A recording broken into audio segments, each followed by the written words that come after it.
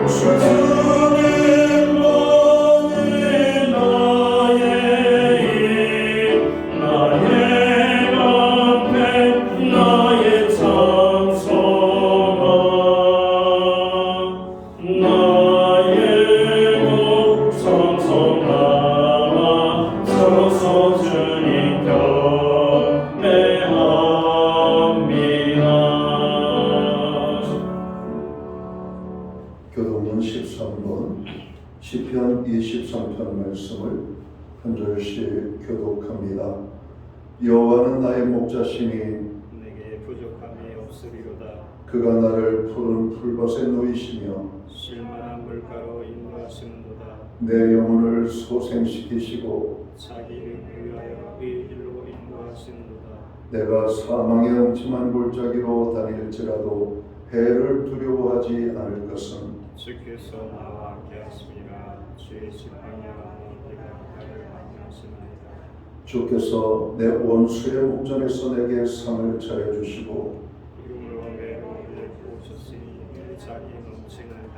내 평생의 선하심과 인자하심이 반드시 나를 따르리니 내가 여호와의 집에 영원히 살리로다. 아멘.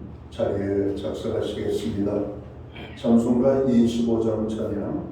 오늘 이 찬양으로 하나님 앞에 영광 돌리고 드려지는 예배를 위하여 박용성 목사님 기도하시겠습니다.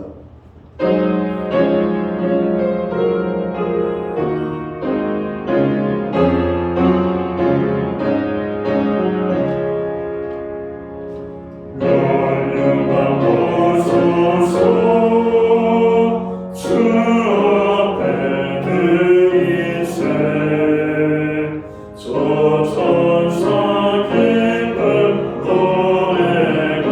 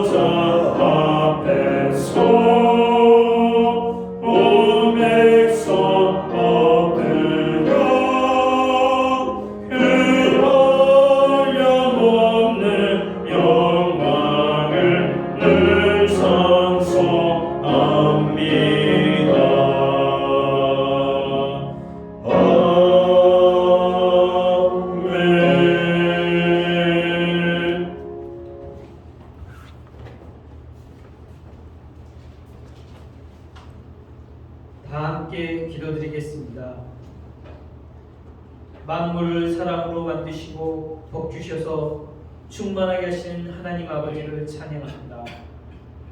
죽은 자를 살리시며 고통과 억압 가운데 있는 자들을 해방시키시며 죄 가운데 있는 자를 구원하여 주시는 능력의 하나님을 찬양합니다.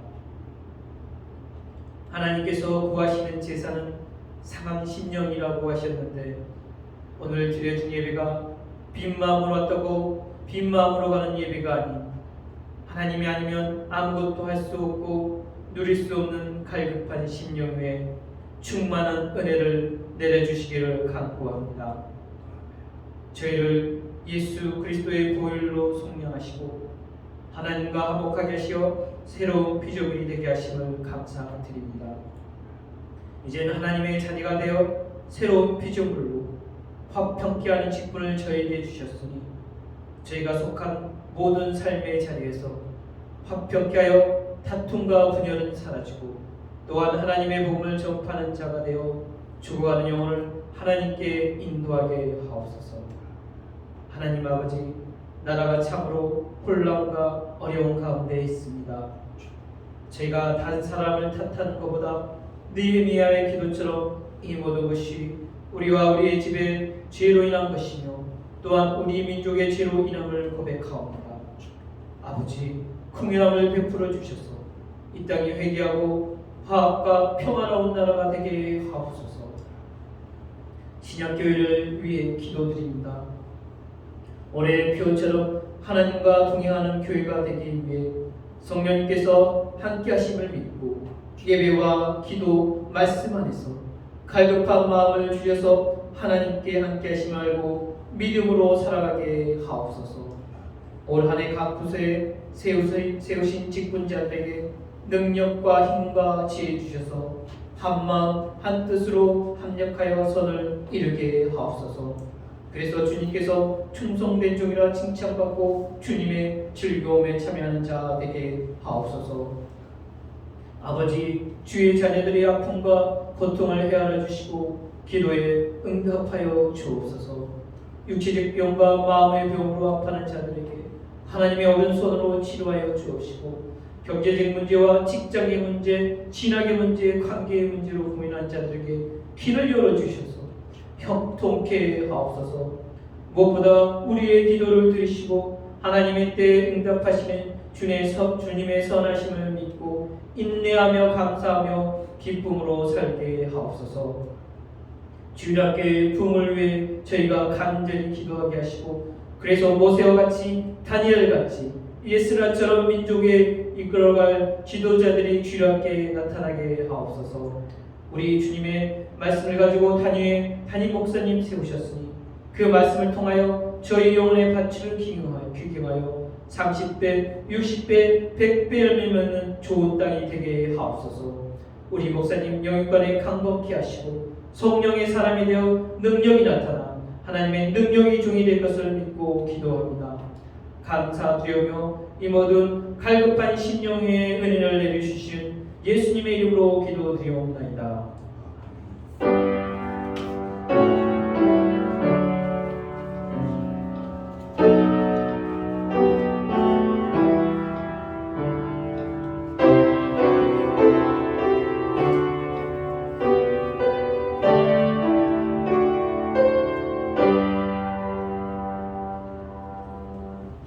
셋째 주 거룩한 주일에 교회와 성도들에게 주시는 하나님의 말씀입니다. 함께 보실 하나님의 말씀은 신약성경 57면 마가복음 4장 1절 말씀에서 9절까지의 말씀입니다.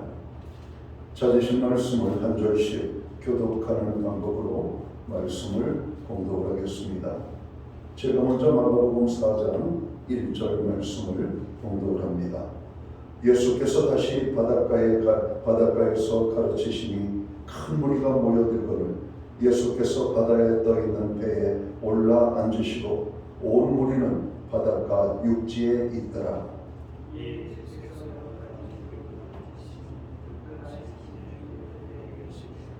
들으라, 씨를 뿌리는 자가 물이로 나가서 더러는 흙이 얕은 돌밭에 떨어지매 흙이 깊지 아니하므로 곧 싹이 나오나 더러는 가시떨기에 떨어지매 가시가 자라 기운을 막음으로 결실하지 못하였고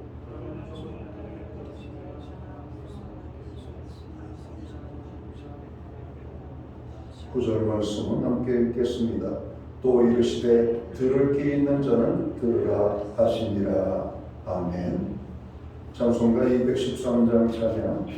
오늘 이 찬양 1절과 4절, 5절 찬양으로 하나님 앞에 영광 드리고 드려진 헌물 위하여 봉헌기도 드리겠습니다.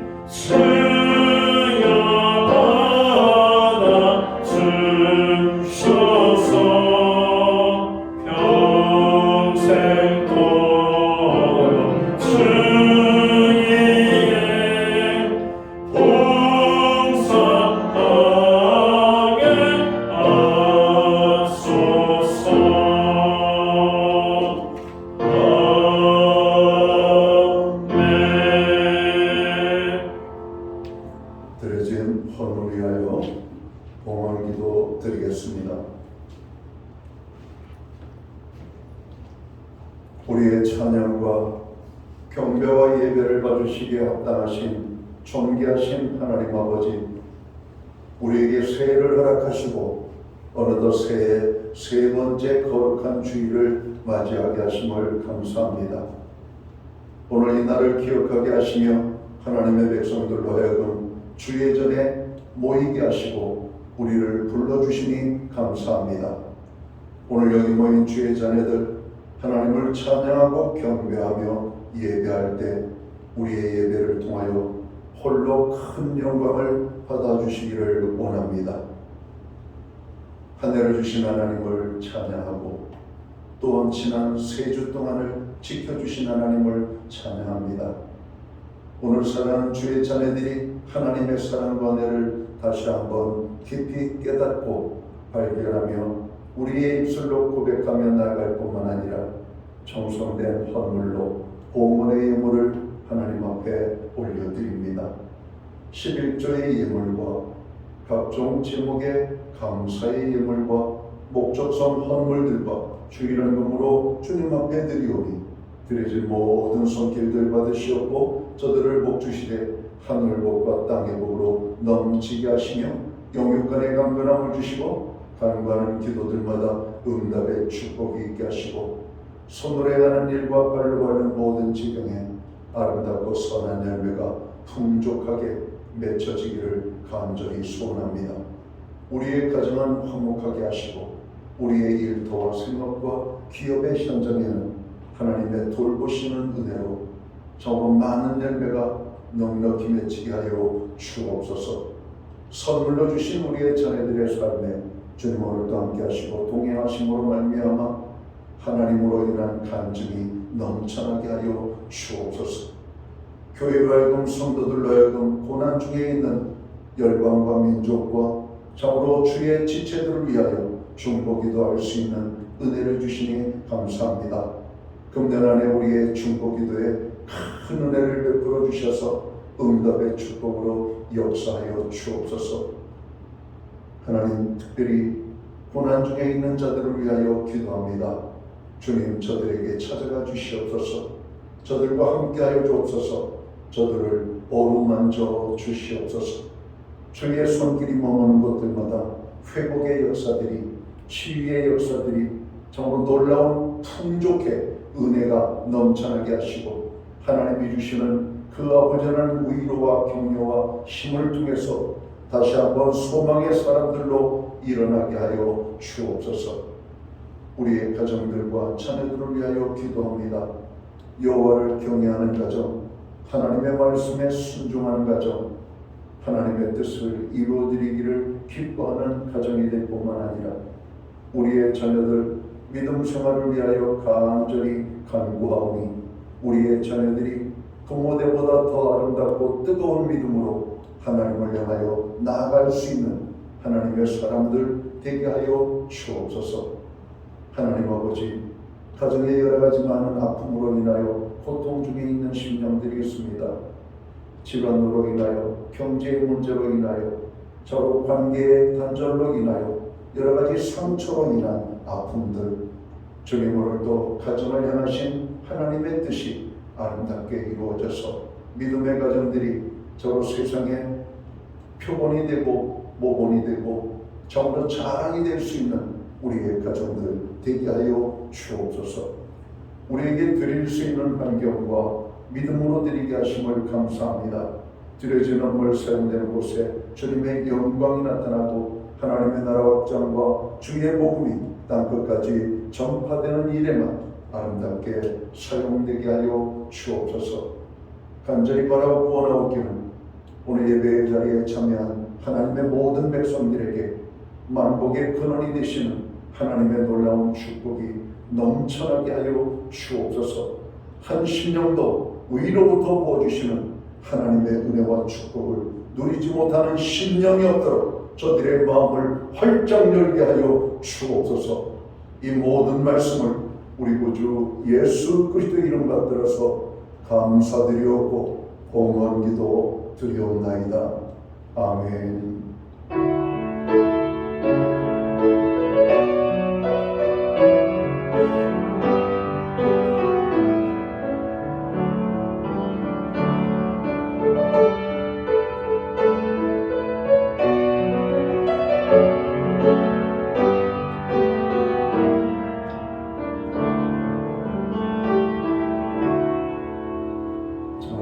교회를 대신해서 1월 셋째 주 거룩한 주일 예배에 참여하신 모든 교우들을 환영합니다.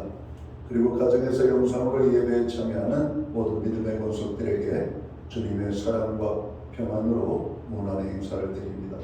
앞뒤에 계신 분들, 또 좌우에 계신 분들 서로를 축복하는 사랑의 인사 함께 나누도록 하겠습니다. 반갑습니다. 한 주 만에 만나는 여러분들을 뵈니 얼마나 좋은지 모르겠습니다. 주님의 은혜가 넘쳐나는 이 한 주 되시기를 바랍니다. 예배의 회복이 삶의 회복입니다. 항상 예배의 심수는 성도들로 살아가시기를 바랍니다. 금년 안에도 교회의 중보기도에 여러분 열심히 동참해 주셔서 큰 하나님의 역사를 경험할 수 있기를 바랍니다. 건강을 위하여 항상 유의하시고 건강관리에 힘쓰시기 바랍니다. 나라를 위하여 우리가 기도해야 되겠습니다. 경제 회복과 나라의 안정을 위하여 그리고 이제 연말 저희가 그 결산 소득 공제를 위한 헌금 영수증이 필요할 때가 되죠. 예, 헌금 영수증이 필요한 가정은 교회 사무실에 신청해 주시면 되겠습니다. 교회는 매주 수요일마다 온라인 성경 공부를 제공하고 있습니다. 금주는 제자의 길이라는 주제를 가지고 공부하도록 하겠습니다. 수험생들과 여러 가지 시험들, 또 자격 시험, 여러 가지 많은 준비를 하는 우리의 자녀들을 위하여 기도해 주시기를 바랍니다. 기타 다른 교회 소식은 주보를 참고해 주시고 기도할 때마다 어려움 속에 있는 분들과 우리의 기도가 필요한 분들을 위하여 기도해 주시면 고맙겠습니다.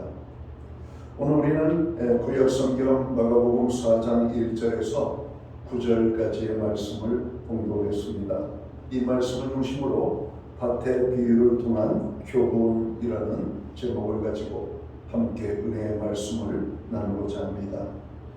오늘 말씀은 예수님께서 바닷가에서 무리를 가르치시는 말씀입니다. 사람들이 많이 모이니까 예수님께서는 사람들이 잘 보고 잘 들을 수 있도록 배 위에 오르셔서 말씀을 전하십니다. 우리가 읽은 오늘 본문은 씨 뿌리는 자의 비유로 잘 알려져 있는 말씀이죠.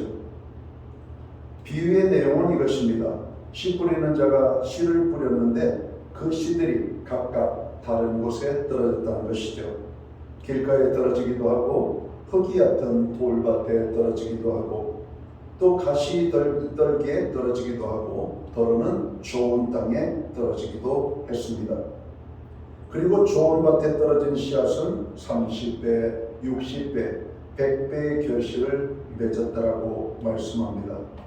그러나 그 외에 다른 것에 떨어진 씨앗들은 열매를 맺지 못했음을 말씀합니다. 하나님께서는 오늘도 여러 가지 방법을 통해서 우리에게 말씀의 씨앗을 뿌리십니다. 오늘 말씀을 통하여 우리의 마음의 밭이 어떠한지를 살펴볼 수 있게 되기를 원합니다. 그리고 원하기는 우리의 삶과 가정과 교회가 하나님께서 원하시는 말씀의 열매로 하나님의 나라를 이루고 농부 되신 하나님을 기쁘시게 해드리는 우리 모두가 될 수 있게 되기를 주님의 이름으로 축원합니다. 오늘 본문에서 예수님께서 첫 번째로 말씀하시고 있는 밭은 길가와 같은 밭이라고 말씀합니다. 씨를 뿌릴 때에 더러는 길가에 떨어졌습니다. 길가는 사람들이 다니는 길이죠. 그래서 많은 사람들이 밟고 지나다니기 때문에 땅이 딱딱하게 굳어져 있는 상황입니다. 길가에는 씨앗이 떨어져도 열매를 맺을 수 없습니다. 씨앗이 땅속으로 들어가지 못하기 때문에 싹이 틀 수가 없는 것입니다. 예수님 당시에 길가와 같은 마음을 가지고 있는 사람들이 많이 있었습니다.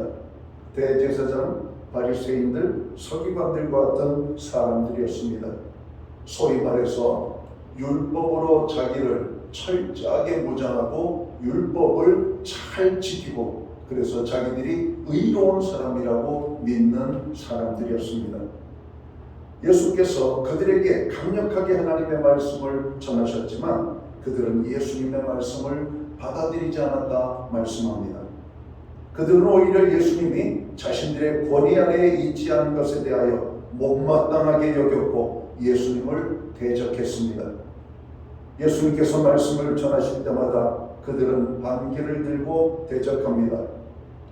그들은 안타깝게도 예수님이 전하신 말씀의 씨를 그들의 마음에 받아들이지 않고 튕겨내었던 것입니다. 그런데 설상가상으로 그 뿌려진 씨를 빼앗아가려는 존재가 있었다. 성경은 말씀하죠. 바로 새들입니다.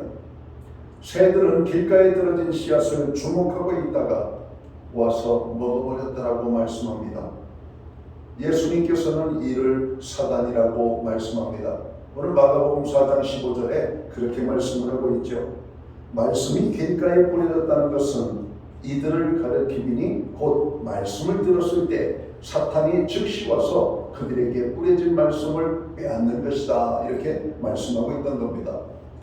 그러니까 바리새인들이 예수님의 말씀을 튕겨낸 것은 그들이 예수님께 대한 잘못된 태도와 반응도 있었지만 하나님의 말씀이 그들의 심령의 밭에 떨어져 자라지 못하도록 사단 마귀가 그 씨앗을 쪼아 먹었기 때문이라고 말씀하고 있는 겁니다.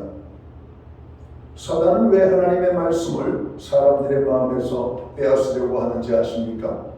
사단은 하나님의 말씀의 능력을 잘 알고 있기 때문입니다. 여러분, 말씀이 능력인 것을 믿으십니까? 우리가 말씀을 붙잡을 때 우리는 승리합니다. 말씀이 없을 때 우리의 삶은 흔들릴 수밖에 없는 것입니다. 오늘도 하나님의 말씀이 나를 강력하게 붙잡아 주옵소서 하는 기도가 우리가 매일 매 순간 하나님 앞에 드려져야 할 것입니다. 하나님의 말씀이 마음에 떨어져서 열매를 맺게 되면 사람들이 변화되어집니다. 고린도서 5장 17절은 그런즉 누구든지 그리스도 예수 안에 있으면 새로운 피조물이라 이전 것은 지나갔으니 보라 새 것이 되었다 말씀합니다. 여러분 우리의 믿음은 어떻게 자랍니까? 말씀을 들음으로 자란다라고 말씀합니다. 여러분 말씀의 능력을 사단은 너무나 잘 알고 있는 것입니다. 전에는 자신의 생각과 욕심을 따라 살던 사람들이 이제는 하나님의 말씀대로 살아가며 하나님의 나라를 누리면서 살아가기 때문에 사단 마귀는 하나님의 말씀이 성도들의 밭에 마음의 밭에 떨어지지 못하도록 떨어지는 동시에 쪼아먹어 버리는 것입니다. 그래서 사탄은 성도들이 말씀의 씨가 열매 맺지 못하도록 방해하고 회방하고 그 말씀을 낚아채 버릴 수밖에 없는 것이죠. 에베소서 4장 17절에서 19절까지의 말씀을 보면 그들의 마음이 굳어짐으로 말미암아 하나님의 생명에서 떠나 있도다 이렇게 증언합니다. 마음이 굳어져 있으면 생명의 말씀을 받지 못합니다. 사단은 지금도 생명의 말씀을 빼앗으려고 호시탐탐 노리고 있습니다. 그러게 우리는 말씀이 뿌려질 때 사탄이 그 말씀을 빼앗지 못하도록 아멘으로 받아야 할 것입니다. 그럴 때 우리 안에 하나님의 말씀의 능력이 나타나고 하나님의 나라가 시작될 수 있게 될 것입니다. 자, 예수님께서 두 번째로 말씀하고 있는 밭은 어떤 밭입니까? 흙이 얕은 돌밭과 같은 밭이라고 말씀합니다. 씨앗이 열매를 맺기 위하여서는 먼저 뿌리를 내려야 합니다. 그런데 흙이 얕은 돌밭에 뿌려지면 일단 싹은 나오지만 흙이 얕아 제대로 뿌리를 내릴 수가 없습니다. 그래서 해가 돋으면 싹이 곧 말라서 죽게 되는 것이죠. 돌밭과 같은 마음을 참으로 가진 사람은 처음에는 말씀을 받을 때 기쁨으로 받지만 환난이나 박해가 오면 곧 넘어지는 사람들이라고 성경은 말씀합니다. 하나님의 말씀이 뿌리 내리지 못하면 우리는 조그만 시험에도 조그만 역경에도 견디지 못하고 쓰러질 수밖에 없다는 겁니다. 그래서 말씀의 뿌리가 깊이 내리도록 해야 되는 것이죠. 초대교회의 시대적 특징은 두 가지입니다. 환난과 박해였죠. 초대교회는 얼마나 많은 기독교도들에 대한 이런 박해와 여러분 환난이 있었는지 모릅니다. 그러나 우리가 사도행전을 읽어보면 초대교회 성도들의 삶에는 기쁨이 또한 충만했던 것을 보게 됩니다. 무엇이 그 환난과 박해 속에서도 그들은 기쁨이 충만할 수가 있었을까? 바로 하나님의 말씀이었던 것입니다. 환난과 박해에도 많은 사람들은 말씀에 순종하며 초대교회 성도들은 살았어요. 그리고 말씀의 뿌리를 내려 믿음으로 그 어려운 때를 견딜 수가 있었던 것이죠. 하나님의 말씀대로 살아갈 때 꼭 따라오는 것이 환난과 박해입니다. 시험과 어려움이 찾아옵니다. 사탄은 이런 환난과 박해를 통해서 말씀의 싹이 자라지 못하게 한다라고 말하고 있습니다. 그러나 이때에도 인내하며 말씀으로 살아가게 될 때에 말씀의 뿌리를 내릴 수가 있는 것입니다. 로마서 5장 3절에서 4절에 오늘 거기에서 바울은 이렇게 말하죠. 우리가 환난 중에도 즐거워할 수 있다고 말씀합니다. 왜냐하면 환난은 인내는 연단은 소망을 이루는 줄 알기 때문입니다. 우리가 하나님의 말씀대로 살아가고자 할 때 환난과 시험을 당할 때가 있습니다. 이때 우리가 가져야 할 태도가 있습니다. 바로 환난을 바라보는 우리의 마음의 태도입니다. 환난 자체를 바라보고 두려워하는 것이 아니라 하나님을 바라보며 인내하는 것이라고 오늘 성경은 우리에게 말씀하고 있습니다. 그럴 때 말씀의 뿌리를 내리게 되고 믿음이 더욱 견고하게짐을 성경은 우리에게 증언하죠. 하나님의 나라에 대한 소망이 확실한 사람들은 환난과 어려움을 당한다 할지라도 인내하며 말씀으로 승리하며 살아가게 됩니다. 오늘도 주어진 말씀을 붙잡아 주십시오. 그리고 그 말씀이 나를 이끌어가도록 여러분 우리들 자신을 맡길 수 있게 되기를 바랍니다. 아브라함이 믿음의 조상이라고 하는 큰 축복의 타이틀을 받게 된 것은 그가 여호와의 말씀을 쫓아갔다 이렇게 말씀하고 있습니다. 하나님의 말씀을 쫓아갔기 때문에 그럴 것입니다. 주님을 따랐던 예수님의 제자들은 위대한 하나님의 사도들이 되었습니다. 환난과 어려움이 올 때 우리의 삶에 말씀의 뿌리가 깊어지는 때임을 알고 말씀에 순종한 삶을 살아갈 수 있기를 주님의 이름으로 축원합니다. 예수님께서 세 번째로 말씀하시는 밭은 어떤 밭입니까? 가시떨기와 같은 밭이라고 말씀합니다. 마가복음 4장 18절에서 19절 말씀을 보면 씨앗이 가시떨기에 떨어진 것이 무엇을 의미하는지 말씀하지요. 말씀을 듣기는 하되 세상의 염려와 재물의 유혹과 기타 욕심이 들어와 말씀을 막아 결실하지 못하게 되는 자요라고 말씀합니다. 그래서 이 가시덤불밭이라고 하는 것은 세상에 대한 염려, 재물의 유혹들, 기타 여러 가지 많은 욕심들이라고 말씀하고 있는 겁니다. 이러한 것들이 가득하면 하나님의 말씀이 우리 속에서 여러분 싹을 틔우고 열매를 맺을 수 없음을 말씀합니다. 가시떨기가 있는 땅에 떨어진 씨앗도 싹이 트고 뿌리는 내릴 수 있습니다. 그런데 열매를 맺기는 힘이 들어요. 열매를 맺기 위하여서는 햇빛을 잘 받고 땅의 영양분을 잘 공급받아서 뿌리가 튼튼하고 줄기가 튼튼하고 그리고 자라가야 여러분 가시떨기 속에서도 열매를 맺을 수가 있는 겁니다. 그런데 무성한 가시덤불 속에 떨어진 씨앗은 쉽게 뿌리도 내리고 여러분 자라는 것처럼 보이지만 햇빛의 기운을 받지 못하고 영양분을 그가 취할 수 없기 때문에 열매에 여러분 이르지 못하는 것을 말씀합니다. 저도 농사를 짓는 가정에서 태어났기 때문에 이 말씀이 얼마나 저의 가슴속 깊이 쏙쏙 들어오는지 모릅니다. 가시떨기에 떨어진 씨앗은 어떤 것도 자라지 못합니다. 열매를 맺을 수가 없어요. 오직 가시덤불만 여러분 수목하게 자라가게 되는 것을 보기 때문에 그렇습니다. 믿음 생활하면서도 열매 없이 살아가는 힘들게 신앙생활하는 분들을 종종 만날 때가 있습니다. 그들을 신방하고 대화하고 또 그들과 영적인 여러 가지 삶을 나누다 보면 세상 염려와 근심 그리고 세상의 것에 마음을 빼앗기고 살아가는 분들임을 보게 됩니다. 오늘 우리 마음이 하나님을 향하여 온전히 열려있게 되기를 주님의 이름으로 축원합니다.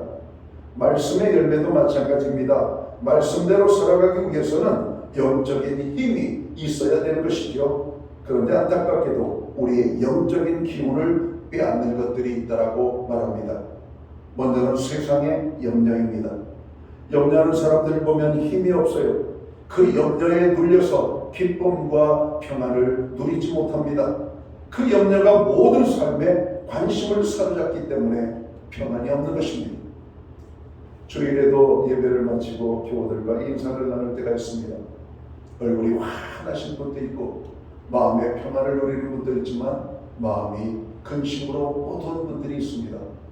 예배의 자리에 와 있어도 하나님의 말씀의 기쁨을 충분히 누리지 못하고 여전히 세상의 여러 가지 걱정, 근심, 염려에 매여 있는 모습들을 보게 됩니다.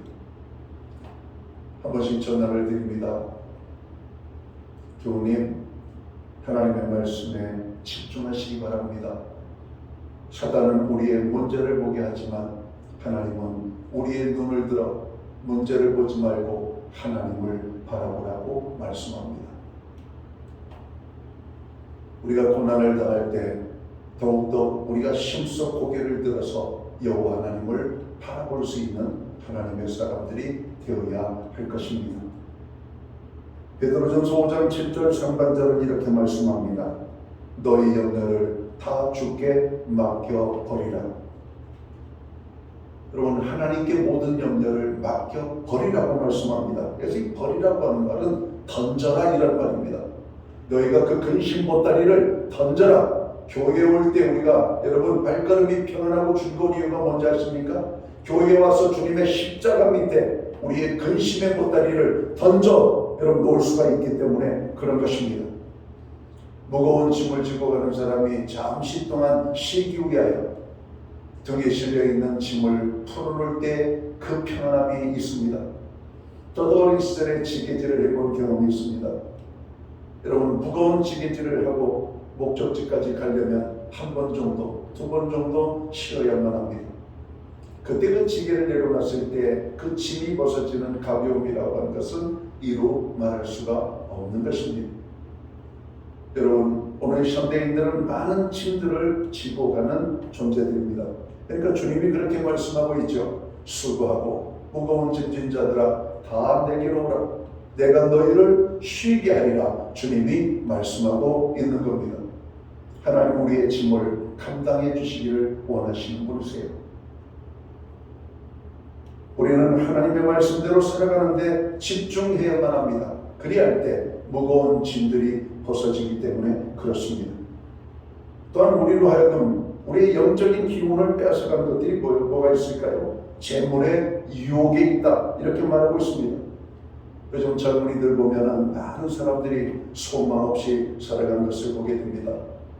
그들은 정말 많은 것들을 포기하고 살아가잖아요.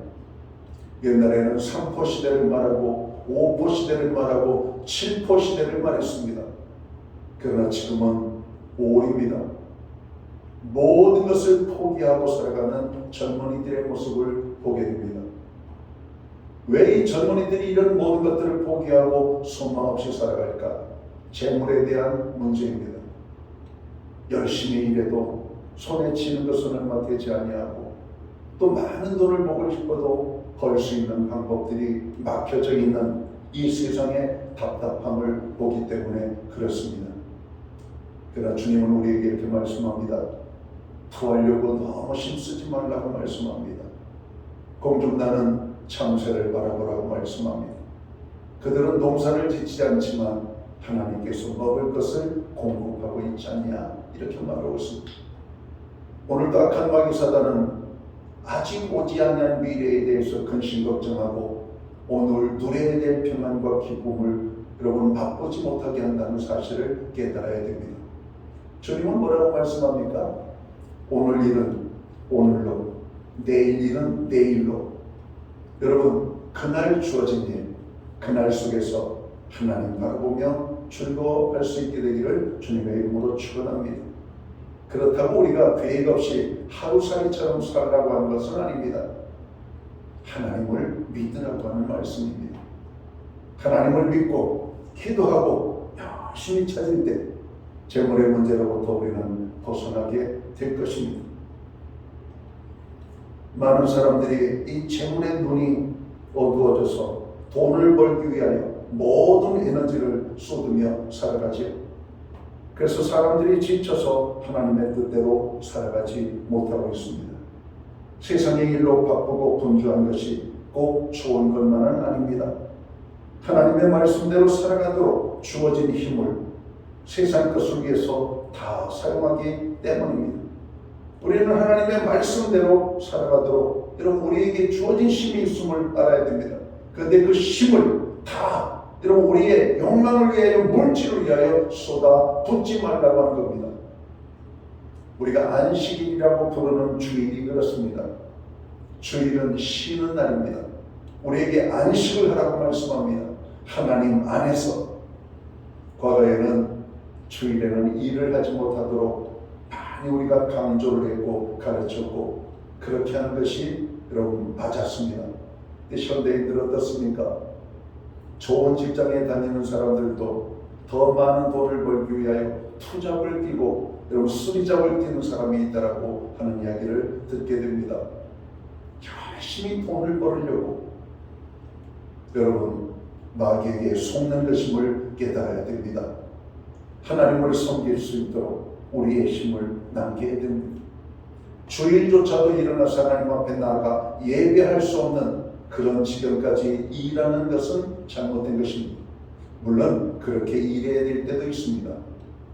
그러나 우리가 주님을 위하여 내려놓은 만큼 포기한 만큼 그 이상의 것을 하나님께서 우리에게 채워주신다는 사실을 또한 우리가 알아야 될 것입니다. 농부가 좋은 열매를 맺고자 가지치기를 하듯 우리가 말씀의 열매를 맺기 위하여 우리의 삶에도 가지치기가 필요합니다. 내가 말씀으로 살아가지 못하도록 하는 것들, 내 기운을 빼앗아가는 세상적인 일들과 습관들을 우리는 가지쳐 내야 합니다. 이러한 것들의 에너지를 다 쓰다가 정작 하나님의 뜻을 따라 사는 일에 소홀해질 수 있기 때문에 그런 것이죠. 그렇게 되지 않도록 영적 힘을 뺏는 것들을 정리할 필요가 있습니다. 그래서 주님 기뻐하시는 풍성한 열매를 맺는 축복된 삶을 우리가 살아가야 되지 않겠습니까? 오늘 예수님께서 마지막으로 말씀하시는 밭은 어떤 밭일까요? 좋은 땅과 같은 밭이라고 말씀합니다. 소위 옥토의 땅. 누가복음 8장 15절에 보면 좋은 땅에 있다는 것은 착하고 좋은 마음으로 말씀을 듣고 지키어 인내로 결실하는 자니라 말씀합니다. 좋은 땅은 좋은 마음입니다. 곧 말씀을 듣고 지키어 인내로 결실하는 마음입니다.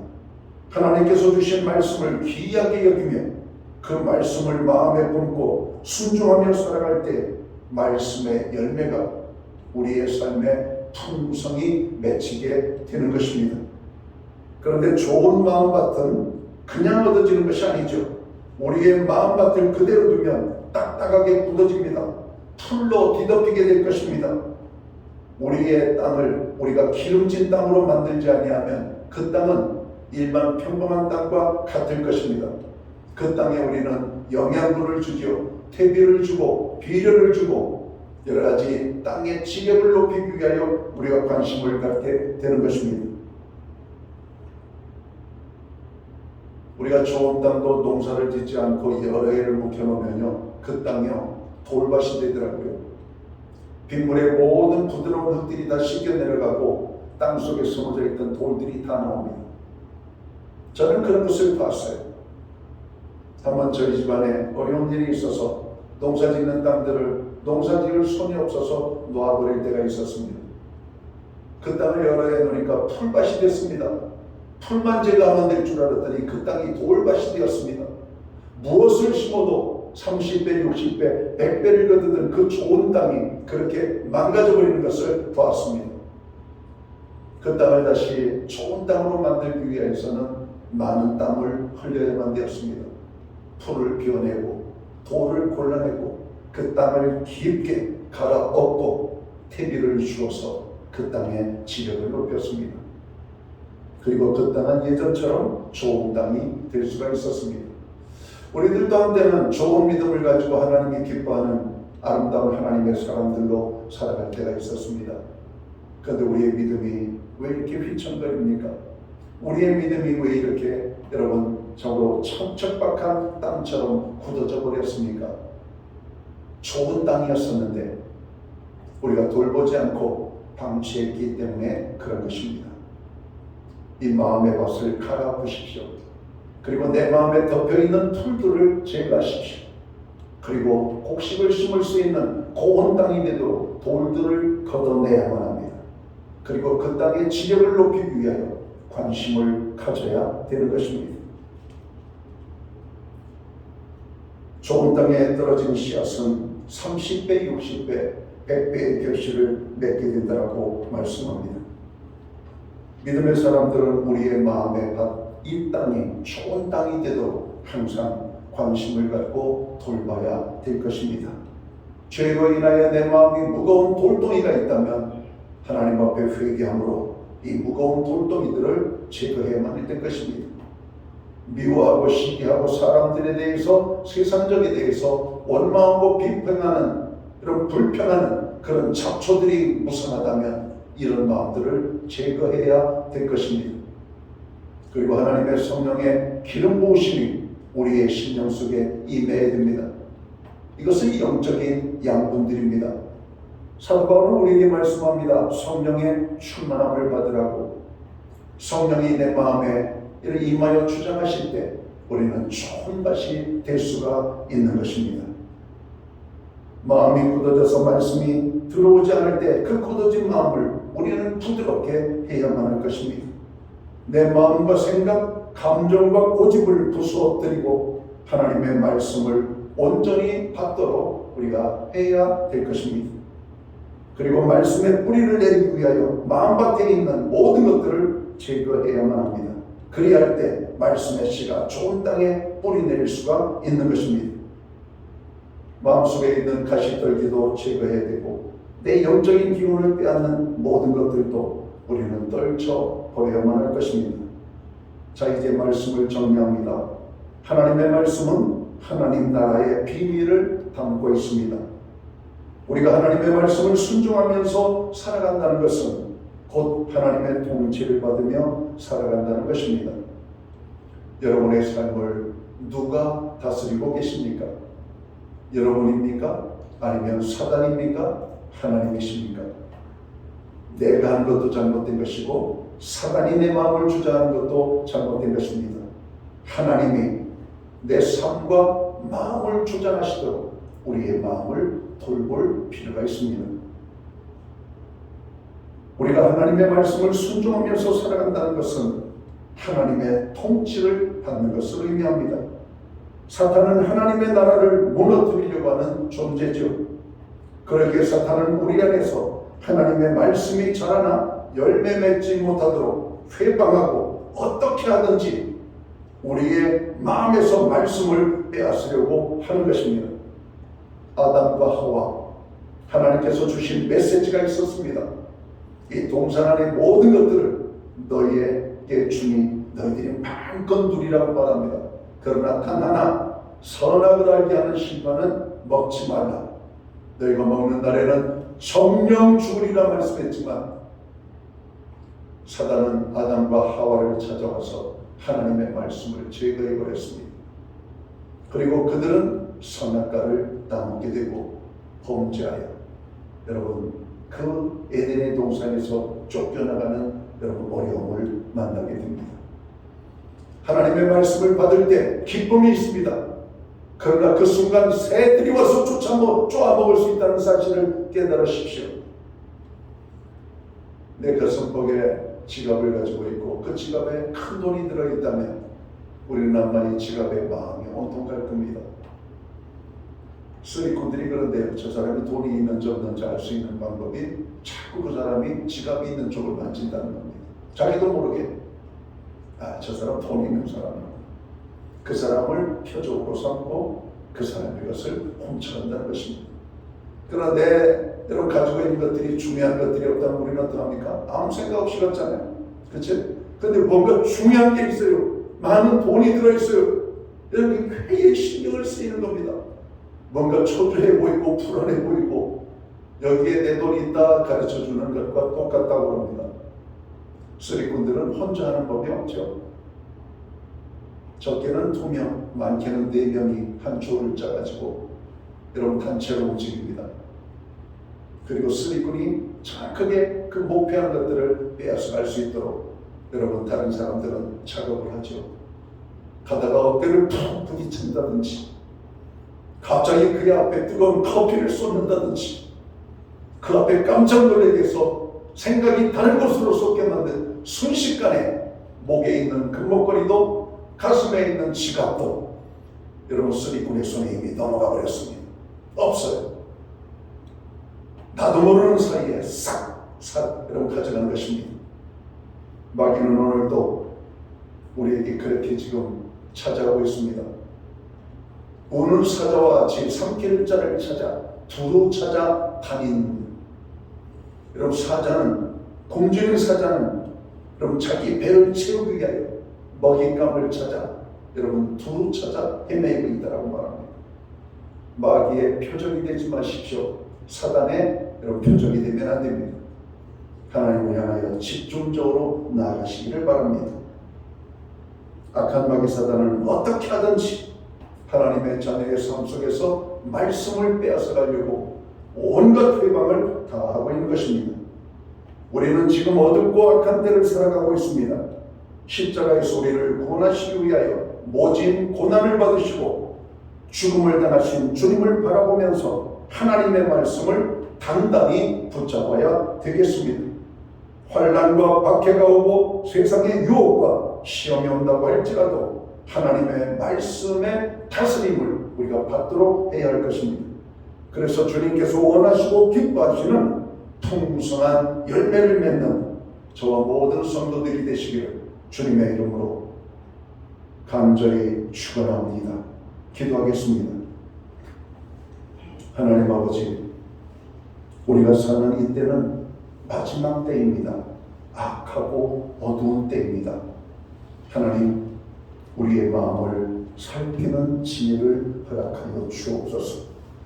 길가와 같은, 그리고 돌밭과 같은, 가시 덩굴이 덮여있는 밭과 같은 밭이 아니라 하나님의 말씀을 받으면 30배, 60배, 100배의 결실을 거두는 옥토와 같은 마음의 밭이 되어질 수 있도록 우리의 심령 위에 은혜를 더하여 주옵소서.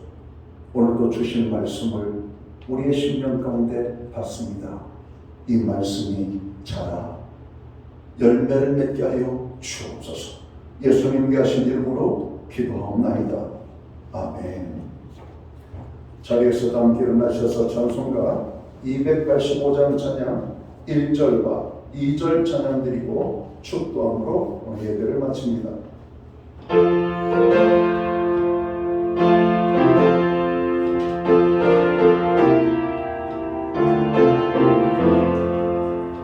주의 말씀 받는 그날 참 기쁘고 복되도다.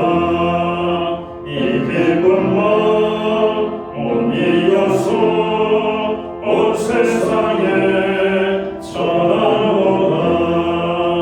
기쁜 날 주 나의 죄 아시는 날 늘 깨어서 기도하고 늘 기쁘게 살아가니. 기쁜 날 주 나의 죄 아시는 날.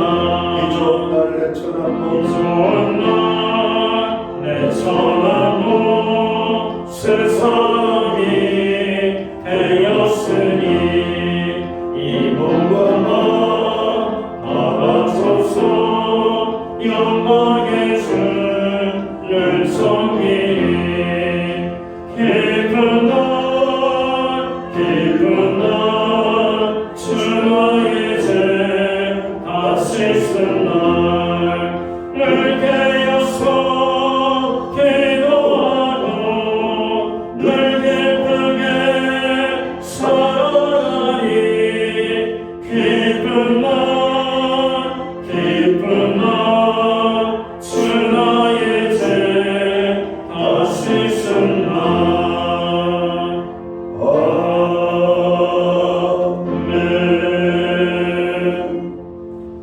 기도드리겠습니다.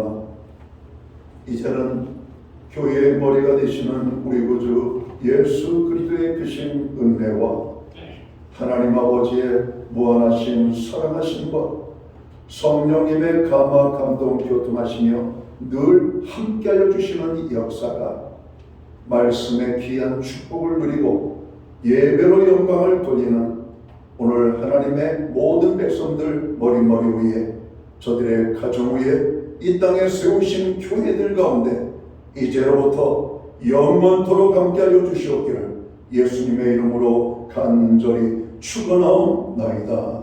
아멘.